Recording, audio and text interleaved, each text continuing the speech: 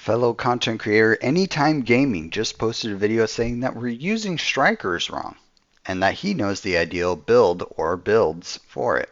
Let's take a hard look at his methodology and see if his conclusions are accurate. Hey agents, it's Dispatch. Welcome to the channel where we talk about the math, builds, lore, and game design of Tom Clancy's The Division 2. Let's get stuck into it.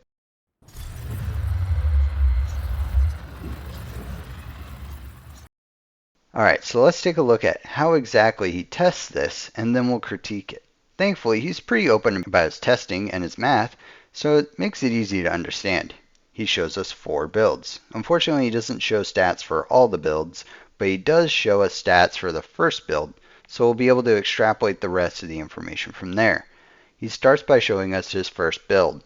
It has 47.8 critical hit chance and 175.4 critical hit damage, which will come into play later. It's 4-piece striker with the backpack, Grupo chest with obliterate, and Coyote's mask. Then he starts shooting on the firing range, building up to max stacks, and seeing what the damage numbers are. He then takes the crit damage number and multiplies that by the mag size to see the maximum mag damage. He then repeats this process just without showing the stats for the other 2 builds. Build 2 has foxes instead of Coyote's mask, and build 3 has Eagle's Grasp instead of the Coyote's mask. He finds that, out of his calculations, build 3 has the most damage in the mag because of that extra mag size, and therefore it's the best build.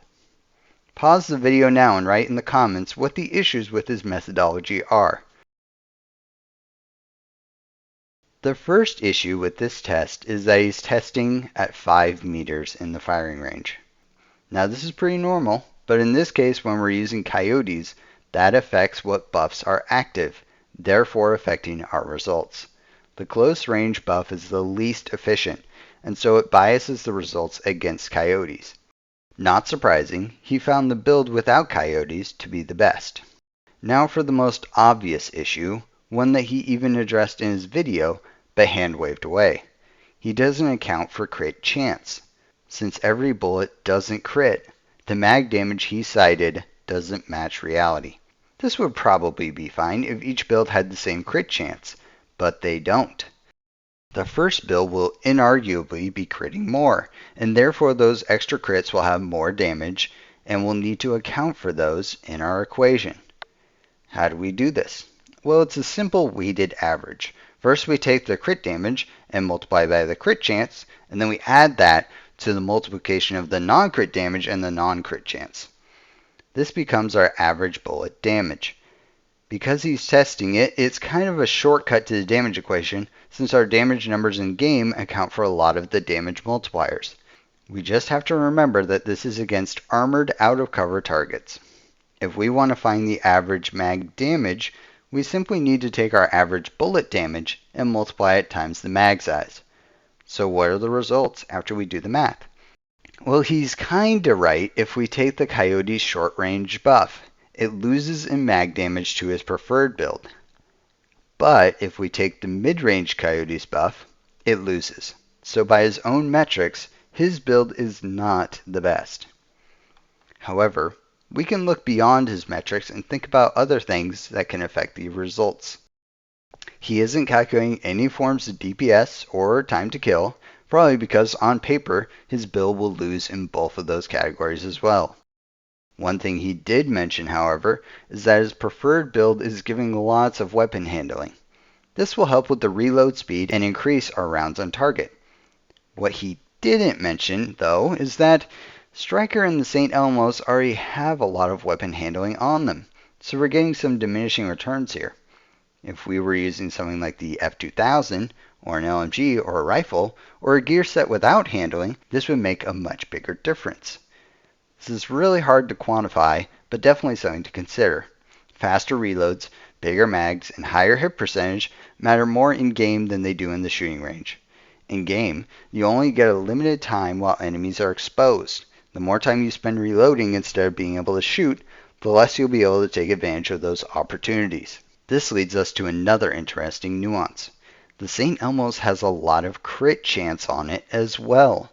Other weapons, especially the F2000 for example, with few mod slots, really need a lot more help on the crit chance side. So his weapon choice is skewing his conclusion because the lack of crit from the build would have a much more negative impact on another weapon. This exacerbates the flaws in his methodology. Because he doesn't account for critical hit chance, he doesn't properly balance the builds. Ideally, in builds 2 and 3, he'd be dropping some critical hit damage for critical hit chance.